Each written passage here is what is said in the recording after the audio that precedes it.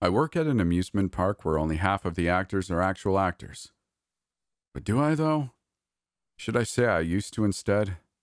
Scratch it. It's unimportant. After what I learned yesterday, I feel like I couldn't take it all in if I tried. I woke up when the first bright beams of morning sunlight found their way through the windscreen of Dale's pickup truck. Slowly opening my eyes, I couldn't remember where I was at first. Then everything came rushing back to me, and I admit I felt like throwing up. "You're awake," Dale remarked from beside me. "How are you?" "Awful," I muttered, rubbing my eyes. "Were you awake all that time? How long was I out for?" Taking a look at the car's radio display, he replied, 6 hours, I think. And no, not exactly. I pulled over soon after you fell asleep to take a short nap, but I couldn't really rest. I'm a bit of an insomniac anyways. And I called the others and told them to stay away from the park. "What did you tell them?" I asked.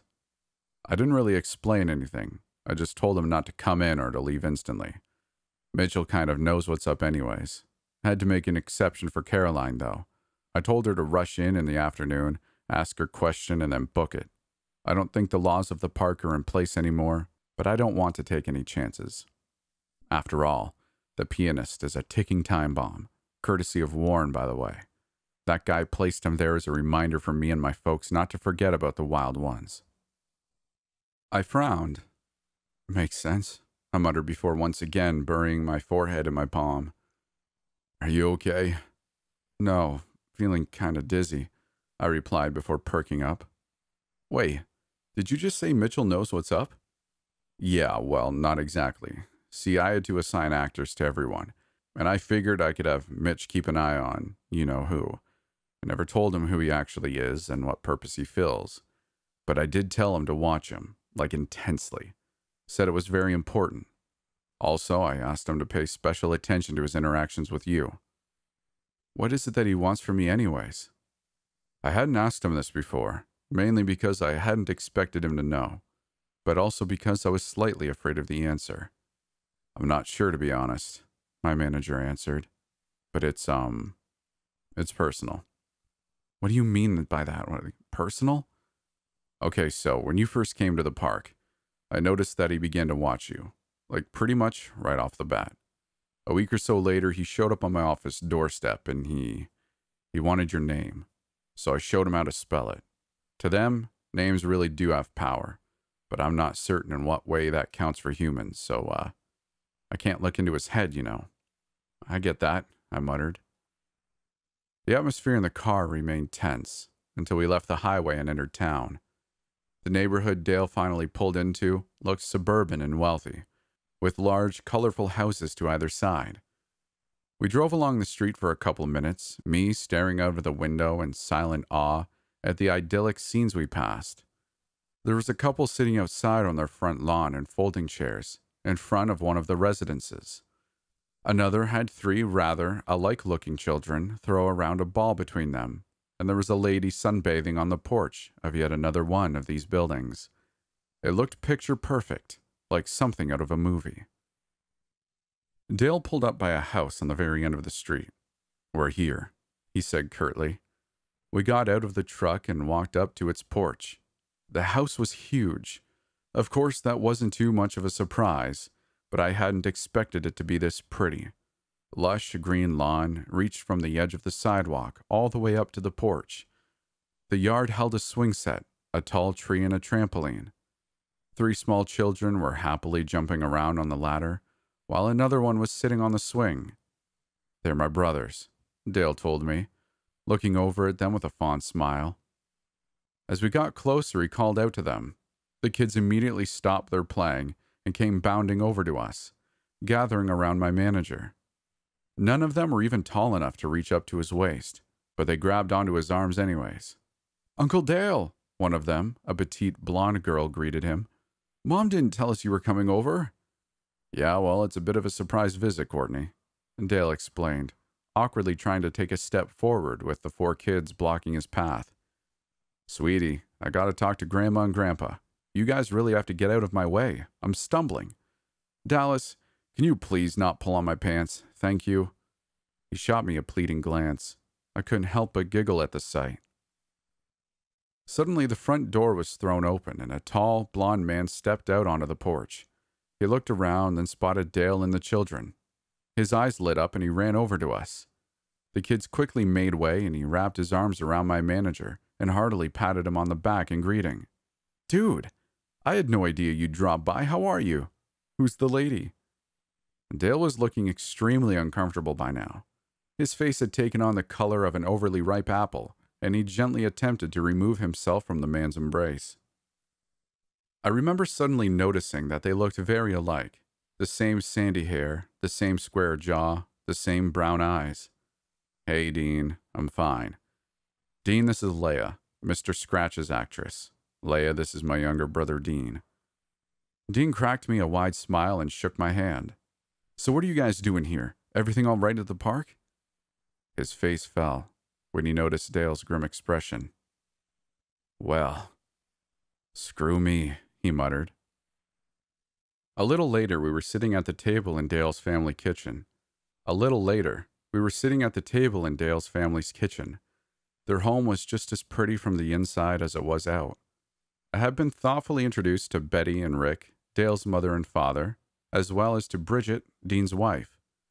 She is a beautiful red-headed woman, hailing from Ireland, as openly proven by her strong accent. Dean and Bridget's children were playing tag outside in the backyard. I could hear them giggle and shout through the open window. Rick was leaning against the kitchen cupboard. Ever since we had told him what had happened, he hadn't stopped shaking his head in disbelief and distress. "This is beyond confusing. The contract has been violated by both sides, if not broken entirely," he stated in his gruff, hoarse voice. "Warren, he wasn't meant to take you on his own. Let's see. I think it's pretty obvious that the ones underground started to dislike ever since you began to threaten Moth and Mulberry physically." "They were mad as hell," Dale agreed from his seat on the kitchen counter. "But they were mad at me too for giving you the revolver." "Yeah, why did you give it to me anyways?" I asked. "It works like a protective charm. Warren hates it. I admit that wasn't very well thought through, seeing as I think that's what pushed him over the edge, but whatever. I tried. I fired you because the ones underground wanted to see your guts spilled. That wasn't really a breach of the contract yet, though. I mean, it's Warren who brings the news about the sacrifices, so I was just like his loss. He hadn't said anything yet, so I figured it'd be my last chance to get you out of there. I hadn't expected that to happen, you know. What we need to do is figure out if we can mend the contract somehow," Rick explained. "I admit I'm tired of it too, but we can't just endanger the kids. Maybe we can cancel it on peaceful terms." He reached out to pat my shoulder reassuringly. "We'll get you fixed somehow, don't you worry. Warren has acted on his own this time. That's not exactly forbidden, but it also isn't allowed. After all, the employees kind of count as our belongings." "Thanks," I said softly, and Rick smiled. "But what if it doesn't work out?" Betty argued. "We should prepare ourselves for things to get violent. What happened can't be undone. And technically, Dale wasn't completely true to the contract either. One could even argue that he was more in the wrong. I mean, there were indications that the Wild Ones wanted Leia for whatever reasons. All I'm saying is that they might not be happy about it. Perhaps they'll even be angry enough to fall back into certain older schemes. If it comes to hurting them, iron seems to work really well. But is it even possible to kill them?" I inquired, nervously caressing my locket. No one seemed to know the answer. Betty and Rick exchanged contemplative glances while Dean shook his head. "Don't think so. One thing's really confusing to me as well. So far, the Wild Ones mostly chose their sacrifices to make us feel crappy. It's all a huge power play to them." "So, who even were the previous sacrifices?" I asked curiously. Betty sighed. "Oh dear. Where to even start? The first sacrifice was a wolfhound, which belonged to one of the first settlers. The Wild Ones had the guy kill the poor thing by having it drink Warren's spit, and then they did something weird to its body. They changed it, made it big and strong and monstrous. When the fairground still existed, the settlers exhibited him as a real-life demon or devil. That's how much they mauled him. The next thing they asked for was a stagecoach. Warren liked Colt's attitude. He was into the whole Western style, and he wanted the carriage as his plaything. The horses were fed with his secretions, and he chose a settler to drive it around. Then, for a really long time, they didn't ask for anything else. Until Rick's grandaunt and granduncle were chosen. His grandaunt's name was Grace. She was a theater actress, but she only ever starred in small plays, nothing too big. Her husband, Robert, led the fairground for a pretty long time. He was a really artistic guy, very musical. Him and his wife would do small shows on the fairground from time to time. I don't know why it was these two that Warren chose. Maybe he saw how happy they were and wanted to destroy it. Perhaps it was in a twisted sense of humor, as in make the show go on for eternity. It was heartbreaking to see them turn. The worst thing, though, happened just 20 years ago. There was this actress, Layla. Layla was very disrespectful towards the not actors, treated them like animals, all of them. But she didn't deserve what he did to her, though Warren would probably beg to differ. Betty bit her lip and lowered her eyes. So, all in all, there's a whole lot of differences between you and those actors. I mean, you didn't do anything wrong until very recently, and you're not part of the family. That doesn't have to mean anything, Bridget suddenly spoke up. Your story reminds me of something, actually. Back when I lived in Ireland, my home was close to a fairy ring. Sometimes some of them would come out to see the light of day. I'm certain I even saw some of them a couple times. But my older sister actually got chosen by one of them. Her voice had shrunken into a secretive whisper. I noticed her acting strange, like she was high or something. She would go outside every day, and every time, she'd be gone for a little longer. Then one day, she just didn't come home at all. We asked the neighbors who lived a little closer to the ring, and they swore up and down they saw her with a man with the head of a dog. They described her to seem weirdly enchanted by him.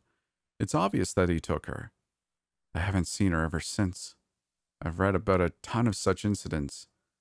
Fays sometimes take a liking to humans, ones they find pretty or appealing. They train them to follow them around. They drug them with their magic. They keep them like slaves or pets. I dared not break her gaze. I swallowed. Well, I don't want to be anybody's pet, I said, trying to sound firm, but my voice faltered and broke. You won't, Dean assured me with a warm smile. We'll work this out somehow. Let's just stay positive, okay? You said you had a breakdown in the men's restroom? Rick muttered, a deep frown on his face. You can probably figure out on your own what it is we locked away in there. The entrance to the underworld? I breathed. Rick nodded. See, there's something way off about that breakdown. Let me get this straight. You fell unconscious and Warren got you out of there, but not before removing the protective charms from your possession? I believe the presence of the charms, which are strongly rejected by the entrance, caused you to pass out. But that other fit of yours, the one where you attacked your coworker, that shouldn't have happened. There's no explanation for it. Unless, of course, you had already started to turn, Dale interjected offhandedly. The room fell silent. Dale's eyes widened when he realized what he had just said. He cleared his throat.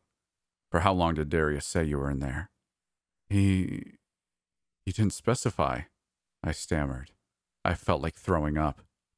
All right, dear, calm down, Betty said softly, placing her hand on my shoulder. The turning process takes 9 days at the very least, and all those who have been turned beforehand had to stay in the park while it happened. Plus, you're still wearing that necklace. Seems to be pretty helpful. We have enough time to sort this out. Let's just focus on what to do next. Right, Rick muttered. I'm thinking that we're going to have a visitor pretty soon. I spun around to look at him. Why, you mean he's followed us here? Rick nodded. I imagine he's on his way. He is the enforcer of upper management's rules after all, and even though he acted against them, it's his job to set this straight. Not sure how he travels, but probably underground. He was never completely bound to the park, you know. And now that the contract is on thin ice, he's got more freedom than ever. Chances are he's even got his voice back. Well, great. Judging from how much the others talk, he probably won't shut up either. It'll probably help with the negotiations, though, Dale remarked. He was trying to sound lighthearted, but I could hear the strain in his tone. Are you the only one who can hear those underground? I asked. Dale nodded. It's always the one in the manager's position who can hear them. We then went about making preparations for Warren's arrival. Dean explained that we would have to offer him hospitality if we wanted to settle the matter peacefully, however hard that might be for us. Betty sent me outside to bring in the children. I watched them run around in the backyard for a little while. Courtney, the little blonde girl, seemed to be it at the moment. She deliberately chased after a chubby ginger-haired girl, who in turn seemed to try to reach the large tree in the back of the yard in time. Courtney's hand came into contact with her at the same moment her fingers touched the bark of the tree. You're it, Courtney shouted. Whitney, you're it. No, I'm not. I got to the safety tree in time. See, I'm touching it. Yeah, but I got you first, Courtney insisted. If you cheat, the people underground will come for you. The people underground will come for you. They're taking the rules of the contract and turn them into a game. I remember thinking it was morbid. Hey, you guys, your mom wants you to come inside, I called out. The 4 kids stopped goofing around and obediently came trotting over to the back door. They cracked me shy smiles as they walked past me into the house. Betty gathered them in one of the top-floor rooms. The room was completely empty, and Betty spread salt around its edges, encircling the space the kids would be staying in. Leia, pay close attention now. This is the safe room. It's high up from the ground, making it more uncomfortable for any of the wild ones to reach. They like to stay as close to the soil as possible. That's why we keep it unoccupied, so we can use it as a sort of a panic room. The salt keeps the wild ones from entering. When Warren arrives, we will have to face him together. But if anything goes wrong, you can always come up here and join the kids. Thank you, I muttered. Betty smiled at me. We'll make it through somehow, she assured me. I'm sure it'll be fine. When the sun set, we had all gathered in the living room.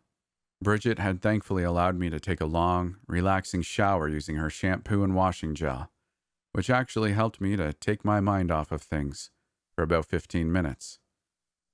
I had changed into some fresh clothing and went to join the others in watching TV. Even though the kids were still with us and there was a cartoon show blaring at full volume, the tension in the room was palpable when I entered. Betty, Rick, Dean, and Bridget were sitting on the couch while the children had snuggled up on the carpeted floor. Dale was sitting on the floor as well, a little off to the side. He looked up to me and gave me a weary smile and waved me over. I plopped down next to him. I had taken Colt's revolver with me and the locket was dangling from my neck as usual. We sat like this for about an hour. Apart from a few occasional giggles from the kids, none of us said a word. Then all of a sudden, the strained atmosphere was broken by the sound of knocking at the front door. The knocks came slow and hard, 3 times, each one a little louder than the last. Bridget instantly scrambled to her feet and shooed the kids upstairs, while the rest of us went for the door. I hid behind Dale, feeling a tad foolish for not standing up for myself. My sweaty fingers cramped around the revolver's handle. The bullets inside it are made of lead, but I hope that he hates the thing itself enough to make him stay away from me. Rick was the one to open the door to him. Good evening, Warren, he said, his frame blocking out the newcomer from my view. My heart stopped for a second when a voice, an actual voice, replied to him. It was sharp and cold. There was an almost mocking tone to it. Greetings, Rick. It has been a while, has it not? A short pause followed. Nobody sang a word. Will you not invite me inside, old friend? Rick sighed deeply. Come in, then. He stepped aside to make way for the park's guardian. For a split second, Warren's eyes met mine, just before I could duck further behind Dale's back. The corners of his mouth stretched into a wry smirk. My heart was pounding in my chest. Actually, I feel very tired. I wish to rest. If you allow me, I shall retire in your backyard. If that's what you want, but I don't want you sneaking in without knocking. This is our home. Please remember that.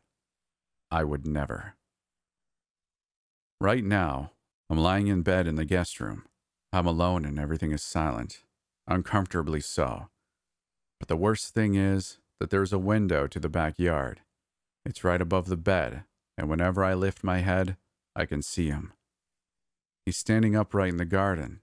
It's too dark to tell if he's looking at anything, but I feel like he's watching me.